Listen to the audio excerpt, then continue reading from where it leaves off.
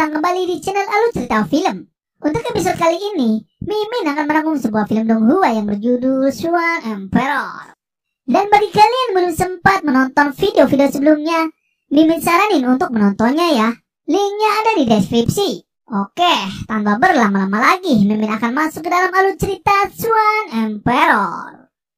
Di video kemarin dari Pavilion, Master Pavilion mengatakan tentang orang-orang yang diutus oleh ras iblis surgawi. Mereka secara khusus ditugaskan untuk mengincar Raja Harimau Perak. Dengan adanya mereka, bahkan jika Wang Fan pergi secara diam-diam juga tidak akan mudah. Ia juga mengatakan kalau Raja Harimau Perak berjuang untuk mendapatkan hak tinggal selama 30 tahun untuk pavilionnya. Ia juga bukan orang yang tidak tahu terima kasih. Jadi hari ini ia akan menggunakan beberapa koneksinya untuk memancing pergi mereka. Setelah itu Raja Harimau Perak bisa mengambil kesempatan untuk keluar. Wang Fan pun berterima kasih kepada Master Pavilion. Ia juga berkata kepadanya mengenai keterampilan bela diri Dewa Ponik 9 langitnya. Ia telah menuliskannya dan ia pun memberikan seni bela diri itu kepada Nona Liu Di. Tak selama berapa lama Wang Fan akan bersiap-siap untuk pergi meninggalkan kota Xianjin. Ia juga sudah menguasai seni bela diri Sueleo atau hujan salju dan jari plum es. Dan ia sudah memahaminya. Secara alami ia akan mengetahui dua keterampilan bela diri dewa tersebut. Sueluo adalah seni bela diri dewa hujan salju pemusnah massal. Keterampilan ini kebetulan bisa menutup kelemahan kemampuan bertarung kelompoknya yang buruk. Selain itu, jari plum dingin ini kebetulan juga bela diri dewa jari. Dan keterampilan ini bisa menutupi kelemahan Wang Fan dalam pertarungan tangan kosongnya. Sebelum ia pergi, Master Pavilion menghampirinya. Dan ia mengatakan kalau anak buahnya akan memancing pergi Yao Wutong, Li Xianyang, Li Fengmang, dan yang lainnya. Lalu Master Pavilion memberikan sebuah benda yang mungkin akan dibutuhkan suatu saat oleh Wang Fan. Ia juga meminta Wang Fan untuk beristirahat terlebih dahulu sebelum pergi, dan ia akan melindunginya. Wang Fan pun berterima kasih kembali kepada Master Pavilion. Tak selang berapa lama Yu Guhong datang, dan kedatangannya ia hanya ingin tanya satu hal kepada Wang Fan. Ia menanyakan menara Xianji benar-benar rusak atau Wang Fan lah yang menghancurkan diri setelah Wang Fan melewati lantai 9. Seketika itu Nona Liu Di pun terkejut karena Wang Fan benar-benar melewati lantai 9 menara Xianji. Namun Wang Fan tidak menjawab pertanyaan Yu Guhong.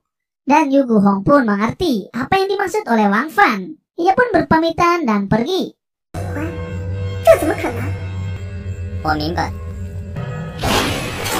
Dan dari kediaman penguasa kota Xianjin, Yu Guhong melapor kepada gurunya kalau ia sudah menyampaikan kepada Wang Fan sesuai yang guru katakan. Lalu Tuan Zhao Hangtian berkata kalau dunia ini sangat luas. Tidak sederhana 3 Golden Martial God yang sebelumnya. Ia melihat berjuang untuk mendominasi dunia dan sekarang banyak jenius yang terlahir. Ia juga mengatakan kepada Yu Guhong untuk tidak mudah puas dan harus bisa melampaui Raja Harimau Perak. Dan sekarang Raja Harimau Peraklah target selanjutnya. Yu Guhong pun bersumpah kalau ia pasti akan melampauinya. Ia juga mengatakan kalau ia sekarang juga akan berlatih. Tuan Zhao Hatian juga tahu kalau Raja Harimau Perak telah melewati lantai 9 dan mendapatkan mutiara Dewa Silin dan menyadari 2 keterampilan dewa yang dapat membuat menara Xianji menghancurkan diri. Ia juga bangga terhadap Raja Harimau Perak. Dan ia berharap kalau Raja Harimau Perak bisa membuka era baru. Dan jangan seperti mereka yang dulu selalu membanggakan diri. Semua itu tergantung apa ia bisa hidup untuk waktu yang lama. Terkadang bertahan hiduplah itu yang paling sulit. Dan dari Pavilion Qixing, Wang Fan akan segera pergi dan meninggalkan kota Xianjin. Master Pavilion mengatakan kalau anak buahnya ditemukan oleh Yu Wutong dan Li Xianyang. Dan mereka menahan anak buahnya sampai sekarang. Dan ia meminta maaf karena ia ceroboh. Lalu Wang Fan menjawab kalau Master Pavilion telah bekerja keras untuk dirinya, dan ia tidak mungkin bisa menyalahkannya.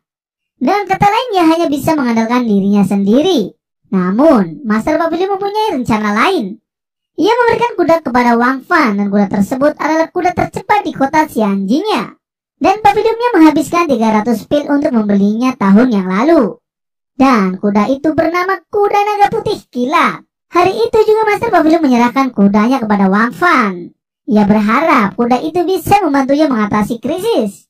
Master Pavilion juga tahu kalau Wang Fan sudah melewati lantai 9 menara Xianji. Dan dia tahu dengan kekuatannya sekarang, maka dari itu ia memberikan kuda kesayangannya untuknya. Ia juga berharap suatu saat nanti Raja Harimau Perak bisa menguji kuda naga putih petirnya berlari di seluruh dunia.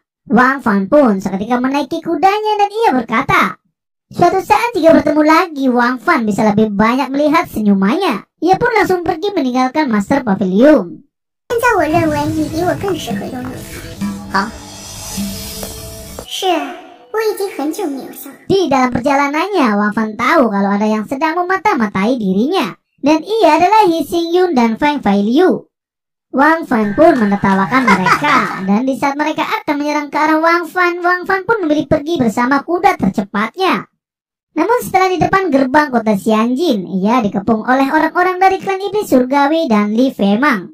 Panah pun berterbangan ke arah Wang Fan. Akan tetapi Wang Fan dengan mudah menangkis serangan panah tersebut. Di saat itu juga Li Femang pun langsung menyerang ke arah Wang Fan. Ia mengatakan kepada Wang Fan sebagai kembangan ras manusia, tetapi kenapa melarikan diri seperti anjing? Dan ia berenam akan mengajar Wang Fan. Lihat sampai mana Wang Fan bisa menggila. Sementara di sisi lain, Master Pavilion menyusul Wang Fan yang sedang dalam kesulitan. Namun sesampainya di sana, Master Pavilion pun hanya terkejut dan terdiam. Karena Wang Fan tidak melarikan diri. Akan tetapi ia langsung menyerang mereka semua. Seketika orang-orang yang menghadangnya pun terpental olehnya. Wang Fan juga tertawa. Karena ranah Hilpol Roh Ungu ternyata begitu lemah. Master Pavilion pun berkata kalau Raja Harimau Perak memang sangat menakjubkan. Seketika Yu Guhong juga mengatakan kalau ia juga ingin sangat mengejarnya. Namun kemungkinan tidak bisa. Apalagi mereka dari klan iblis surgawi yang hanya berada di tahap ranah Hilpol Roh Ungu tidak akan mungkin bisa mengejarnya. Di saat Wang Fan keluar dari gerbang kota Xianjin, Yu Wutong dan para anak buahnya pun langsung menyerang Wang Fan. Di saat bersamaan, orang-orang melihatnya pun mengatakan sepertinya Raja Harimau Perak itu benar-benar tergantung pada keberuntungan untuk menang. Ia juga mengatakan kalau kekuatan ras iblis surgawi dan klan pedang tirani 9 matahari bekerja sama, mengirim penjaga dewa sebanyak 60 orang. Dan pasti sangat mengerikan. 60 orang roh ungu melawan 1 orang aliran biru. Ini semua sama sekali tidak sebanding.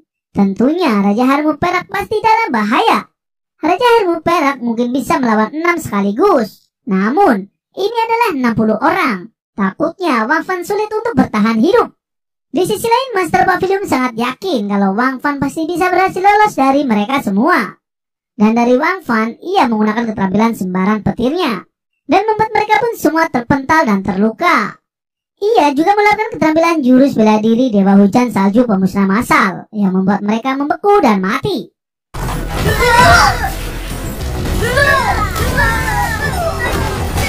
Ma Jinglong juga terkejut melihat anak buahnya mati sia-sia. Yu Wutong juga sangat marah dan ia langsung menghadang Wang Fan menggunakan kekuatannya. Namun Wang Fan memilih menghindar dan melarikan diri. Wang Fan berkata kalau Yu Wutong tidak layak untuk menerima serangannya. Lalu Yu Wutong meminta Li Xiangyang untuk mencegah dan menghadang Wang Fan. Seketika Li Xiangyang pun langsung menyerang Wang Fan dengan kekuatan pedangnya. Namun Wang Fan masih bisa menghindarinya dan menerobosnya. Ia juga heran kenapa Wang Fan bisa menghindari serangannya yang kuat itu. Kenapa kekuatan Wang Fan semakin kuat? Yu Wutong pun marah kepada Li Xiangyang karena ia tidak bisa menghentikan Wang Fan secara langsung. Namun Li Xiangyang juga berkata kalau Yu Wutong juga sama. Kalau ia tidak bisa mengejar Raja Harimau Perak. Dan semua itu karena tidak kemampuannya. Dan itu konyol sekali. Dan membuat mereka saling menyalahkan satu sama lain. Di saat mereka akan bertarung, tiba-tiba Li Femang langsung menggunakan teknik rahasia terlarang dan membuat kekuatannya meningkat drastis. Namun konsekuensinya dari teknik rahasia terlarang itu bukan sesuatu yang bisa ditanggung oleh semua orang. Li Femang pun langsung mengejar Wang Fan. Yu Wutong dan para pengawalnya pun ikut mengejar Wang Fan bersama-sama. Dan dari kejauhan, Tuan Zhao Hatian ia sangat kagum kepada Raja Harimau Perak. Ia juga berkata kalau era baru benar-benar akan segera datang. Master Pavilion juga mengatakan ia percaya kalau Wang Fan pasti bisa keluar dengan selamat. Yu Guhong ia masih tetap kagum terhadap Raja Harimau Perak. Dan ia pasti bisa melampaui kekuatannya. Dan ia harus menjadi jenius pertama di kota Xianjinnya. Dan dari Li Femang ia masih mengejar Raja Harimau Perak. Seketika itu Wang Fan tahu kalau ras manusia dan ras lainnya sudah bermusuhan selama ratusan tahun. Ia dan Li Femang sudah berkali-kali bertarung. Li Fengmang bahkan berani datang dengan menggunakan teknik rahasia terlarang apapun resikonya. Jika tidak menyelesaikannya, takutnya akan menjadi bahaya tersembunyi bagi ras manusia. Ia juga tahu kalau teknik rahasia terlarang memiliki batas waktu. Dan ia ingin lihat berapa lama Li Fengmang bisa bertahan.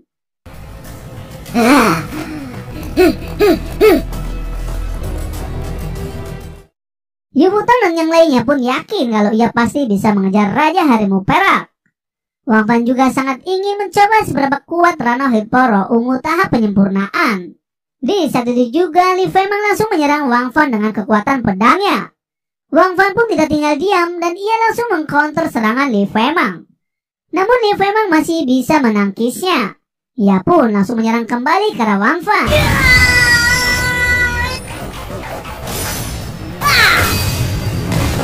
Dan apa yang akan terjadi? Mimin akan lanjut di episode berikutnya ya.